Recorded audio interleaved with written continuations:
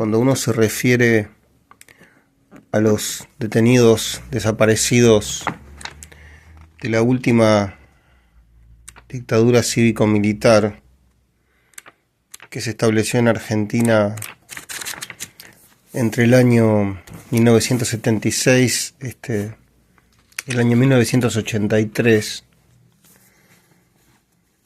puede pensar en esos desaparecidos en términos abstractos.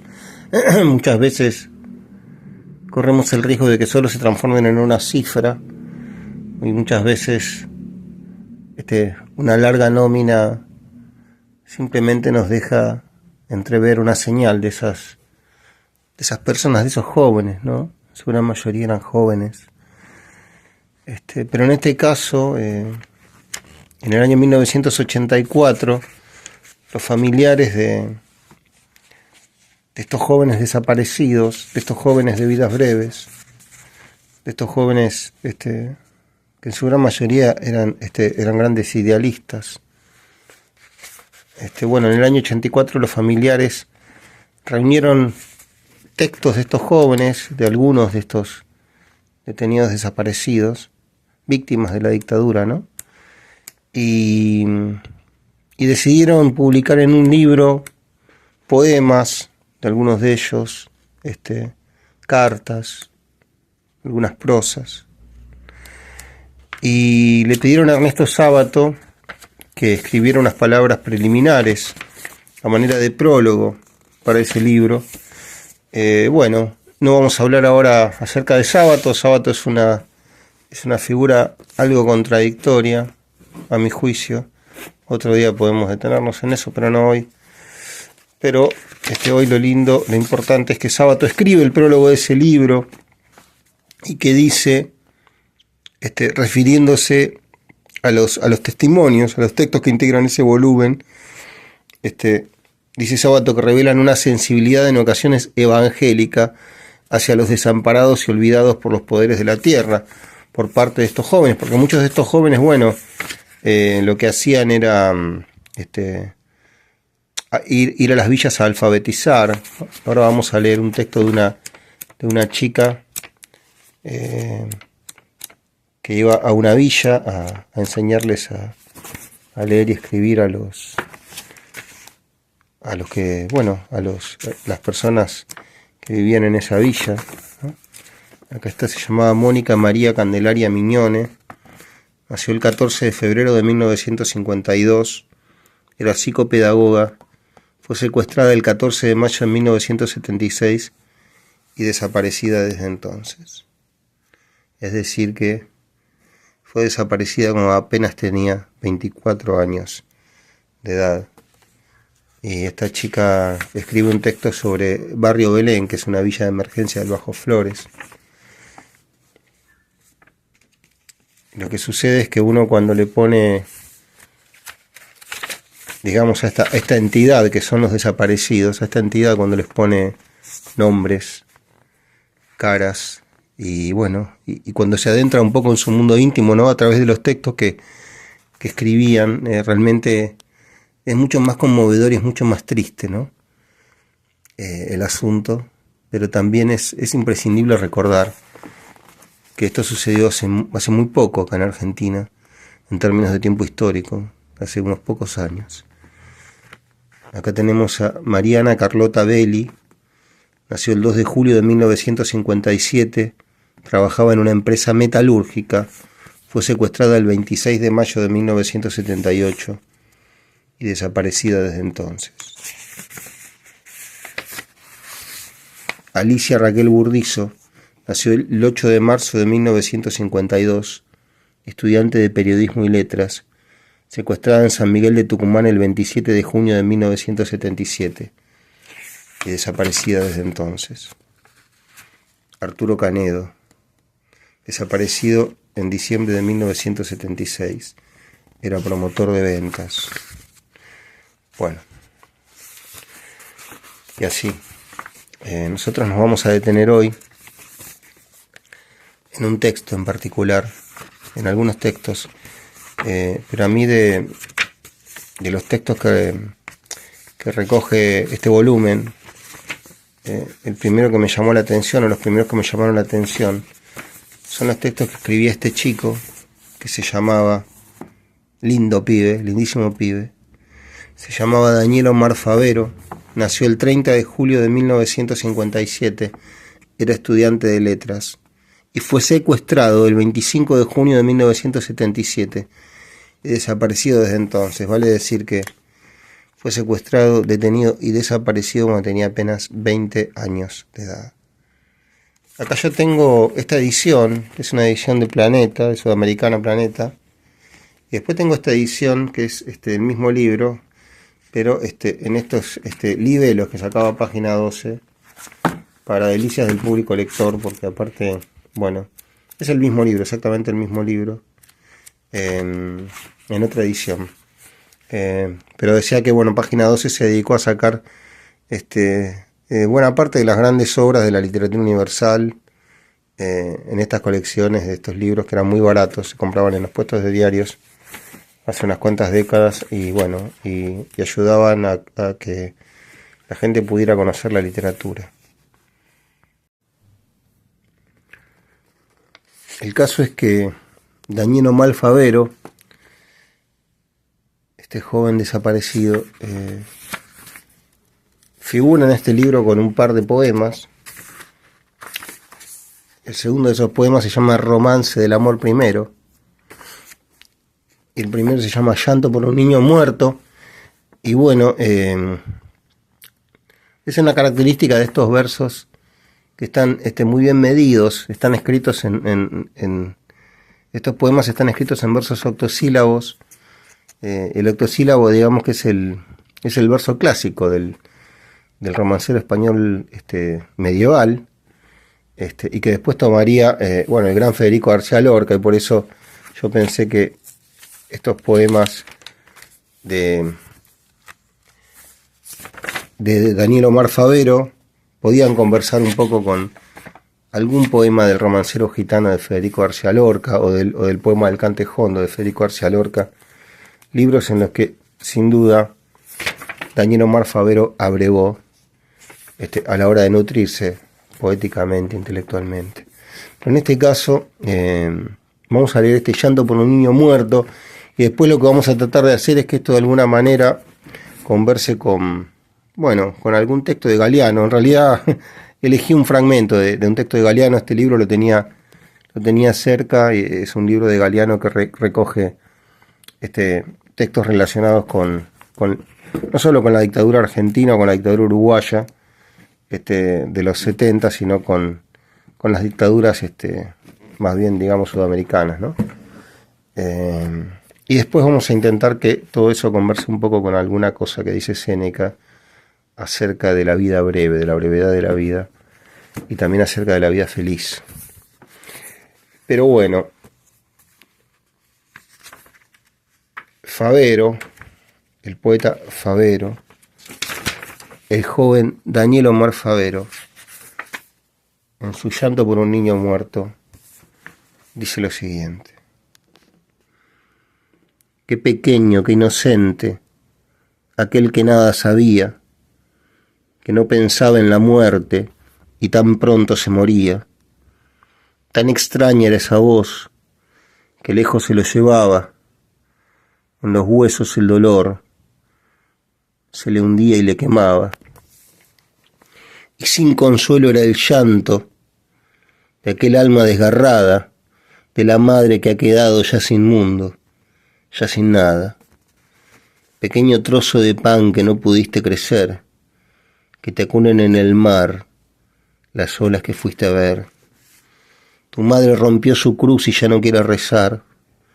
Tu padre perdió el azul y ya no quiere cantar. Diles que te estás meciendo sobre una cuna enjollada y que aún tú puedes verlos desde una mansión dorada. Daniel Omar Favero cantaba, escribía de esa manera. Como es un poema que habla acerca de la muerte. Y como Lorca tiene tantos poemas que aluden a la muerte. Nosotros vamos a fijarnos ¿en qué vamos a fijarnos? No sé qué había marcado. Bueno, acá está el inicio del Romancero Gitano. Pero acá hay un breve poema que pertenece al poema del Cante Jondo de Federico García Lorca, que se llama Memento, y que dice: cuando yo me muera, enterradme con mi guitarra bajo la arena. Cuando yo me muera, entre los naranjos y la hierba buena.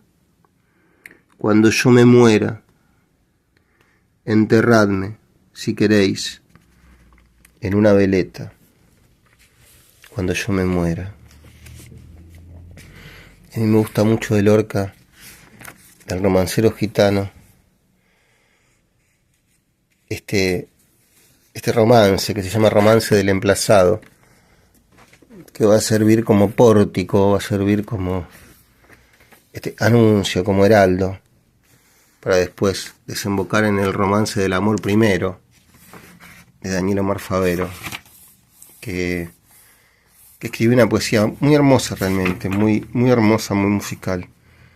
Y uno se pregunta, ¿qué obra hubiera escrito este chico, no? Si no hubiera muerto tan joven, si no lo hubieran desaparecido, si no lo hubieran matado tan joven, ¿no? ¿Qué obra hubiera escrito, no? Dice Lorca: mi soledad sin descanso, ojos chicos de mi cuerpo y grandes de mi caballo, no se cierran por la noche ni miran al otro lado, donde se aleja tranquilo un sueño de 13 barcos, sino que limpios y duros, escuderos desvelados, mis ojos miran un norte de metales y peñascos, donde mi cuerpo sin venas consulta naipes helados.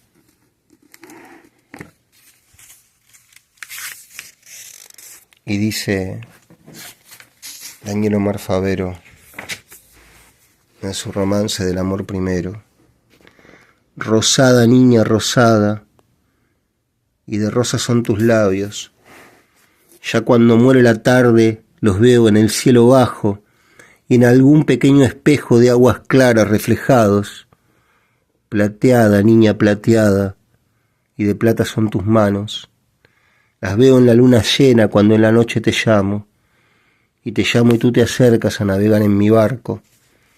Dorada niña dorada, y tus cabellos dorados, los veo en el sol calientes iluminar como rayos, y rayos tengo en el alma, de las montañas al campo. Amada, pequeña amada, y tus ojos son amados, los veo en los corazones, amantes jóvenes claros, y claros se vuelven pronto mis sueños, como dos astros.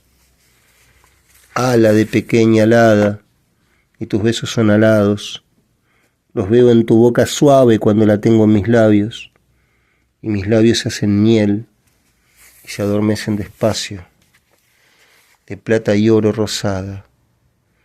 Alado es tu amor, alado. Daniel Omar Favero y su Romance del Amor Primero.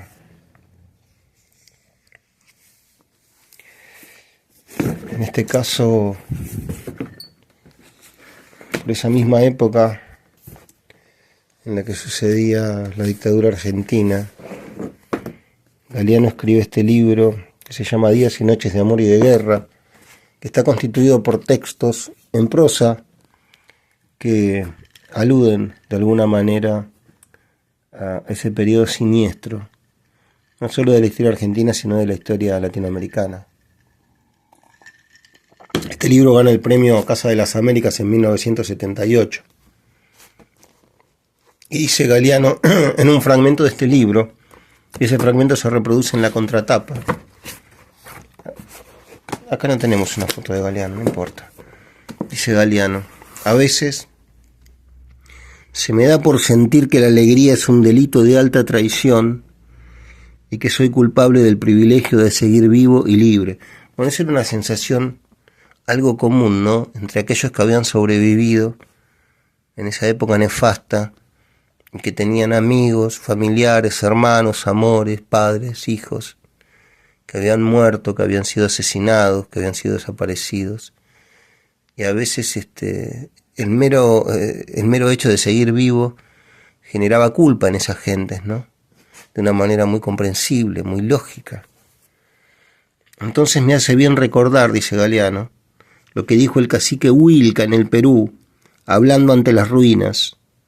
Aquí llegaron, rompieron hasta las piedras, querían hacernos desaparecer, pero no lo han conseguido, porque estamos vivos. Y pienso que Huilca tenía razón, dice Galeano. Estar vivos, una pequeña victoria. Estar vivos, o sea, capaces de alegría, a pesar de los adioses y los crímenes.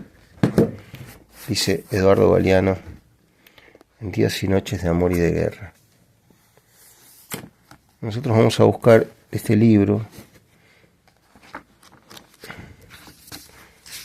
algún otro texto. Ya hemos paseado por los textos de este gran poeta. Liliana Elida Galetti nació en septiembre de 1945, era licenciada en Humanidades y Ciencias de la Educación. Fue secuestrada el 13 de junio de 1977 y desaparecida desde entonces. Aquí hay una carta donde le habla a su mamá y cómo le dice lo importante que fue para ella irse a vivir sola. Creo que le habla de eso. En un momento cita a Lorca, acá en esta carta.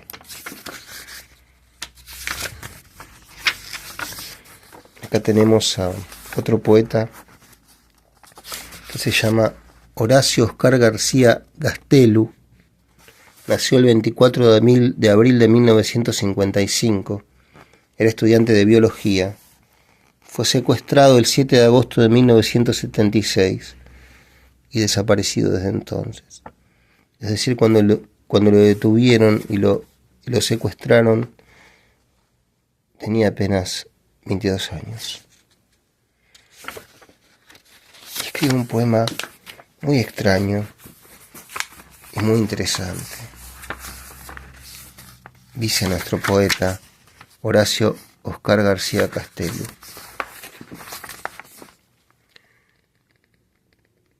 cuando la piel se doraba indiferente, había rosales contra paredes lechosas y arañas escondidas en la hiedra, y en la vereda los obreros de las 14 horas alzaban a mi hermano por la cintura y se reían y reíamos, y mientras la luz nos tocaba la frente bajo la luz, el día era un lugar seguro y el miedo ya no era un caballo suelto en el jardín.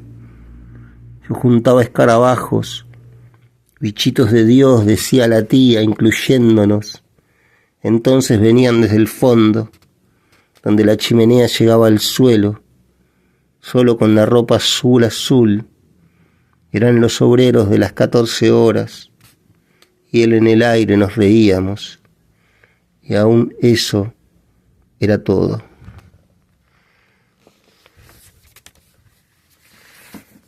Ese es un poema de Horacio Oscar García Gastelu.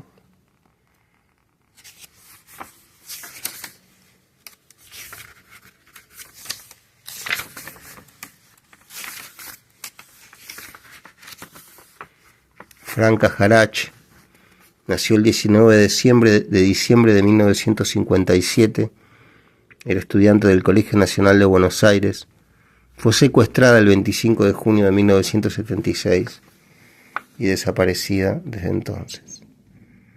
Tenía apenas 21 años en el momento en el que desapareció.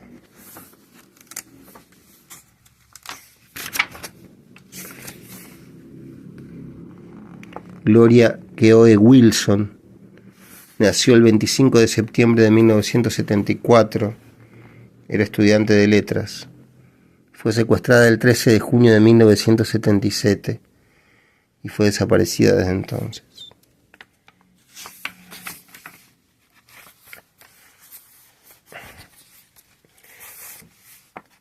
Mónica María Candelaria Mignone nació el 14 de febrero de 1952.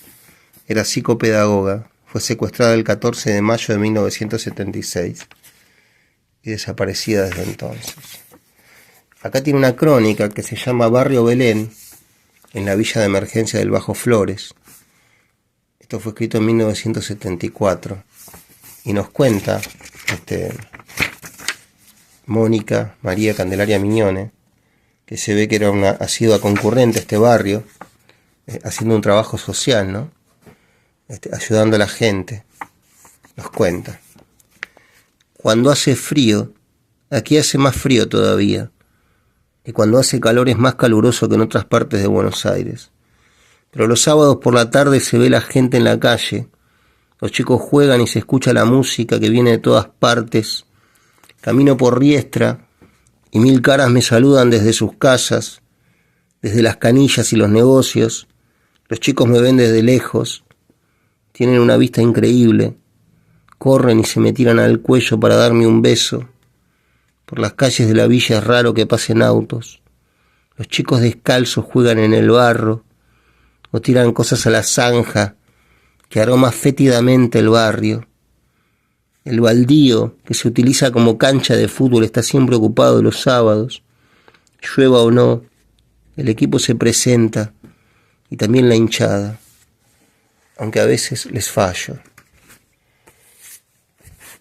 Eduardo Galeano, en Días y Noches de Amor y de Guerra, en un breve texto que se llama Es la hora de los fantasmas. Yo los convoco, los persigo, los cazo, dice. Los dibujo con tierra y sangre en el techo de la caverna. Me asomo a mí mismo con los ojos del primer hombre. Mientras dura la ceremonia, siento que en mi memoria cabe toda la historia del mundo. Desde que aquel tipo frotó 2 piedras para calentarse con el primer fueguito. Y sigue diciendo Mónica María Candelaria Mignone, refiriéndose al barrio Belén, en la villa del Bajo Flores. Belén cambia con el tiempo. Se siente la tristeza de los días nublados o lluviosos, en que no se puede salir a la calle. Lo hacen únicamente por obligaciones de trabajo, para comprar algo. El barro se traga los pies cuando se los pisa, pero parece respetar más a los de Belén que a los de afuera. Los villeros andan con hojotas o zapatos viejos. Los días nublados, la lluvia tiene un color especial de soledad, de marginalidad. Se ve a la gente sacando agua de sus casas. Las enormes goteras acumulan el agua adentro y hay que atraparla con ollas, con jarros o con baldes. En la villa se conoce al vecino, se sabe quién es. Los chicos quedan en la casa de uno u otro vecino. Cuando alguien está enfermo siempre aparece alguien que le da un consejo o un remedio. Los almaceneros fían. Saben que hay personas muy explotadas que no pueden pagar. Yo tenía ganas de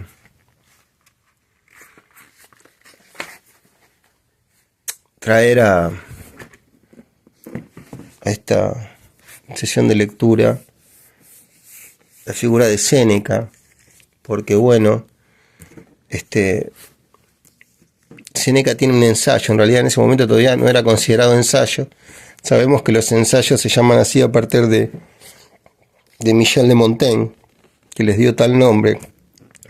Pero ciertamente estas epístolas a Lucilio que escribe Séneca son redondamente ensayos. Es decir, que la humanidad ya escribía ensayos antes de saber que eso era un ensayo.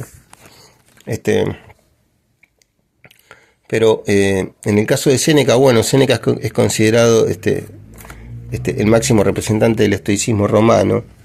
Y acá dice, bueno, para el autor una vida feliz exige un alma cuerda, ardorosa, paciente, flexible con las circunstancias, sin llegar a ser blanda, serena hasta lograr no sorprenderse por nada, diestra con los dones de la naturaleza y por último lúcida, a la hora de evitar la dependencia de tales dones, poniéndolos como fines en sí mismos.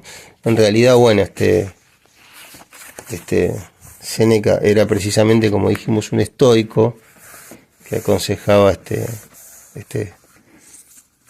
para decirlo rápidamente, bueno, resignarse ante las adversidades de la vida, pero se lo criticaba muchísimo porque Séneca tenía una gran fortuna. Bueno, y famosamente Nerón lo mandó a matar, es decir, lo mandó a buscar, pero él decidió suicidarse antes de sufrir los castigos que Nerón le iba a infligir. Yo quería traer a colación a Séneca porque Séneca tiene un ensayo que se llama precisamente sobre la brevedad de la vida, y como estamos hablando acerca de vidas breves, me parecía que podía ser indicado. Vamos a leer simplemente este libro de Gredos. Tiene un estudio introductorio a cargo de Juan Manuel Díaz Torres, que es muy interesante. Y en un momento de ese estudio nos cuenta, el prologuista nos dice: con Nerón como emperador, Séneca reunió una de las mayores fortunas de la época, cifrada en más de 70 millones de denarios, un capital que podía constituir entre 1/5 y 1/10 parte de la recaudación total del Estado romano. Es decir, que Séneca, por un lado, predicaba una vida filosófica altruista, una vida filosófica resignada, una vida filosófica simple, y por otro lado tenía una de las más grandes fortunas de Roma. Entonces por esto era muy criticado. Acá nos dice el prologuista: en el año 58 Séneca no solo se hallaba en el cenit de su celebridad, sino que también había alcanzado el momento álgido de su capacidad de influencia, tanto pública como privada, sobre Nerón. Pero bueno, más adelante dice que había un grupo de familias que lo consideraban un farsante por el hecho de amalgamar tesis estoicas con la posesión y el disfrute de riquezas materiales, un codicioso por su extraordinaria fortuna y un adulador del emperador, por tanto un mal ejemplo moral y un enemigo que convenía derribar. Esto no era así, esto era falso, porque en realidad Séneca había sido el preceptor de Nerón desde que Nerón tenía 12 años. La madre de Nerón, Agripina, a quien el propio Nerón asesina más adelante, la madre lo toma como preceptor de su hijo, de Nerón, y Séneca siempre se dedicó a educarlo, pero nunca lo aduló, nunca quiso ser un sirviente genuflexo, y siempre trató de ponerlo en su lugar cuando Nerón tenía delirios de grandeza. Pero bueno, Nerón le pagó esa educación mandándolo a matar cuando Séneca tenía, creo que 64 años.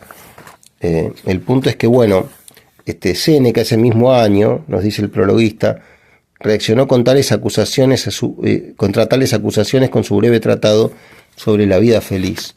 Es decir que, reaccionando contra esa gente que lo acusaba de predicar una vida estoica y de tener además una gran fortuna, Séneca escribe sobre la vida feliz.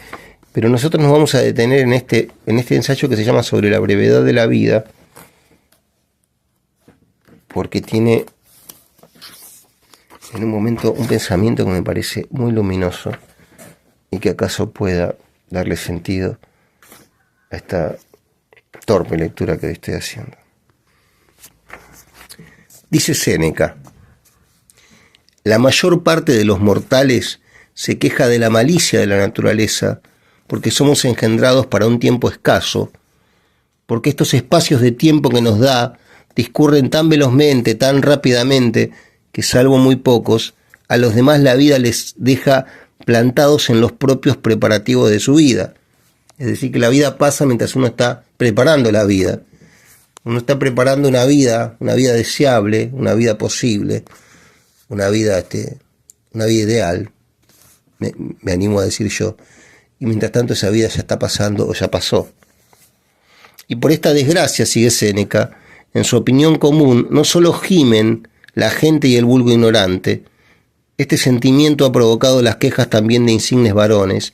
De ahí viene la proclama del mejor de los médicos: la vida es corta, largo el conocimiento.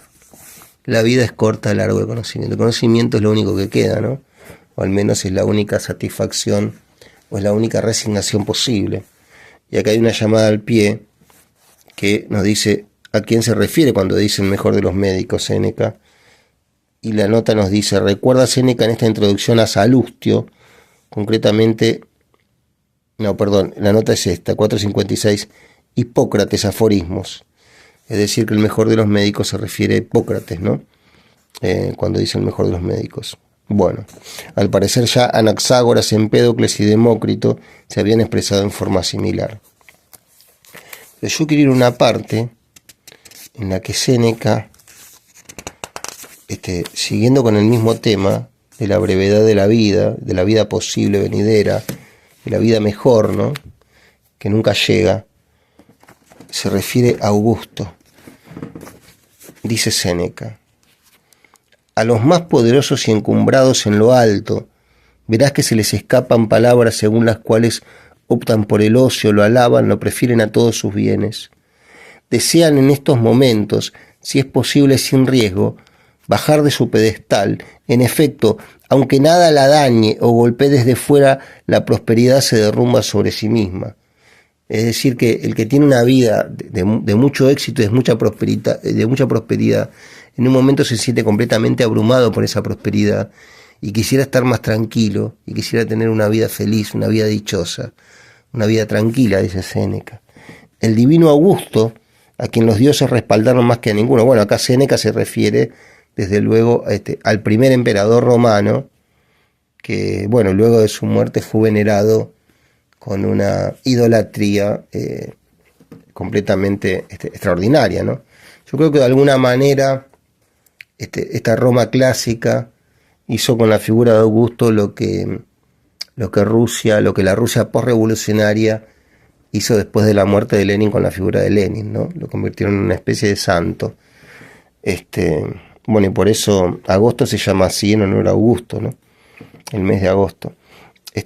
Pero sigue Séneca: el divino Augusto no dejó de pedir para él el reposo y de pretender un descanso de la política. Cualquier conversación suya siempre recaía en que esperaba el ocio. Distraía sus afanes con este consuelo, dulce aunque falso: alguna vez él iba a vivir para él.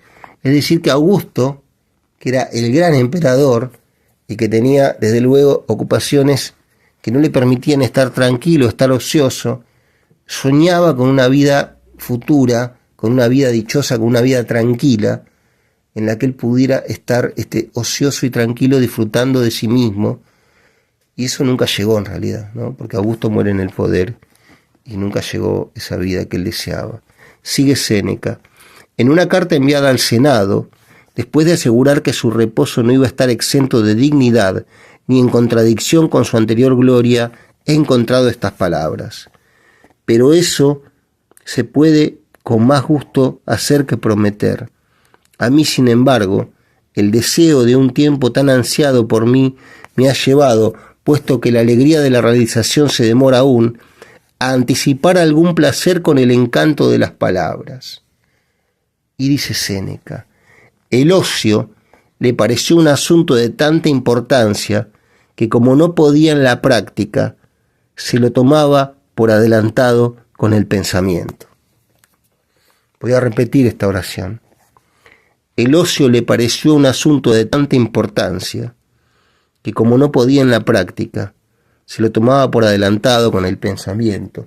Y cuando Séneca se refiere al ocio, en este caso, haciendo alusión a la figura de Augusto, Séneca se refiere a un ocio creativo, a un ocio contemplativo, a un ocio dichoso, a un ocio, digamos, que es como la consecuencia de haber trabajado tanto. Pero es muy interesante esto que él propone. Si uno no puede tener ese ocio, uno por lo menos puede pensar en ese ocio. Si uno no puede tener un placer, uno puede pensar en ese placer, y de alguna manera con el pensamiento ya empieza a experimentar ese placer se empieza a experimentar ese ocio.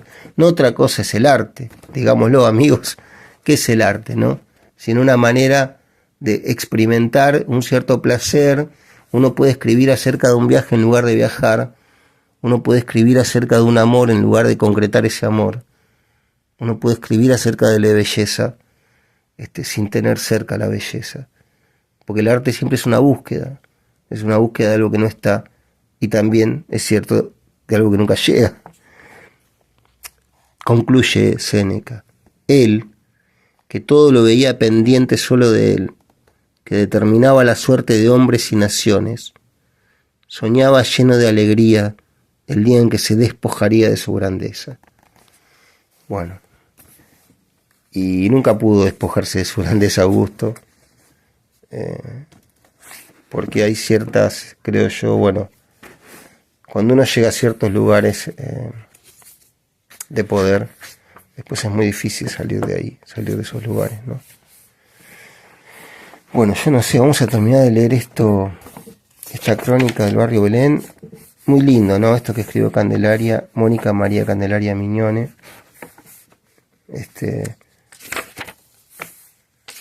Vamos a ir a otro texto.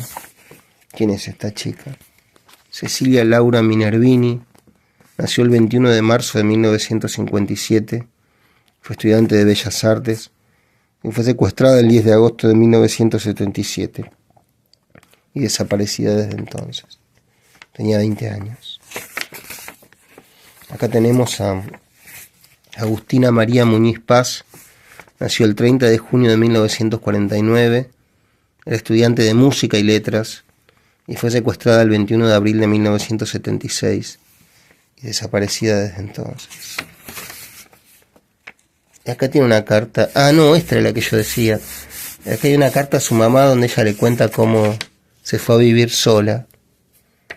Le dice: querida mamá, quiero que sepas por qué me fui a vivir sola. Necesito decírtelo porque yo soy muy torpe para demostrar mis sentimientos, mi cariño. A veces no lo hago por no sentirme débil, necesitada. Me fui de casa porque quiero aprender a luchar con mis propias fuerzas. Es imprescindible que aprenda, mamá. De todas maneras no es definitivo. Creo que hay que dar tiempo a la decisión. Mientras tanto no quiero que te sientas sola, sino como si estuvieras en mi cuarto, un poco más lejos. Nos vamos a ver igual que antes. En realidad más.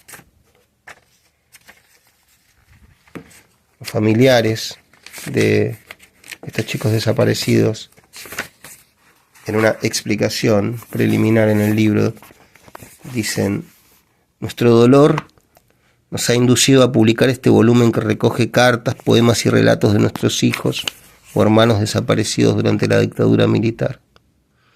Quisimos juntar la mayor cantidad posible y con este fin recurrimos a la ayuda de los organismos que lucharon por los derechos humanos, esperando a través de ellos llegar a más familias involucradas. Bueno, y así.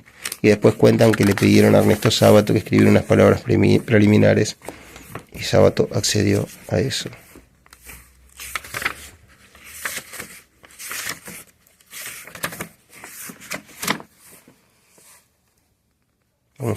Quizá vamos a cerrar con esto.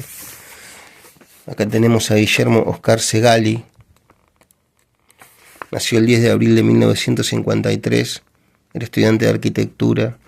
Fue secuestrado el 3 de marzo de 1978, fecha en que debía ser puesto en libertad, y fue desaparecido desde entonces. Bueno, él tenía a su compañera que también estaba secuestrada, y los textos que él escribe son textos que él escribe cuando estaba encerrado. Acá tenemos una carta que le escribe a sus padres mientras él está encerrado en Devoto, en la cárcel de Devoto. Queridos viejos, ayer no escribí nada, esperaba saber un poco más acerca de lo que pasaba, pero no logré nada. Estamos encerrados, no tenemos recreos, ni cartas, ni diarios, ni recreos internos, ni visitas. Y parece que tampoco cantina, ya que todavía no llegó y tendría que haber venido. Supongo que ustedes se enterarán de todo esto no por esta carta, sino cuando vengan de visita mañana. Supongo que las mujeres deben estar en la misma situación. No sabemos por qué es ni cuánto va a durar. Ayer terminé el libro de Cortázar. y por el momento no hay otra cosa para leer. Vamos a ver qué pasa.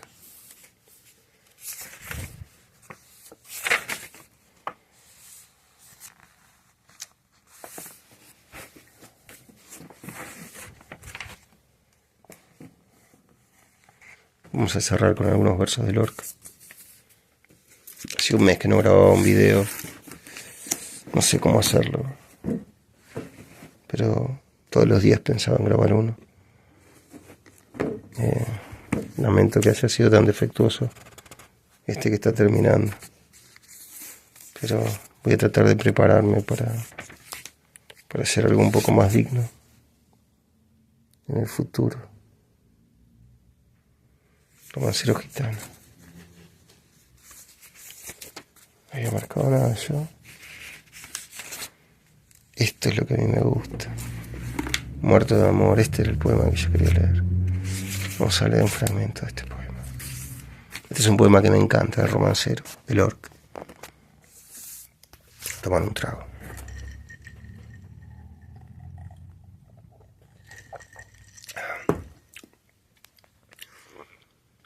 ¿Qué es aquello que reluce por los altos corredores? Cierra la puerta, hijo mío, acaban de dar las 11. En mis ojos sin querer alumbran 4 faroles. ¿Será que la gente aquella estará fregando el cobre?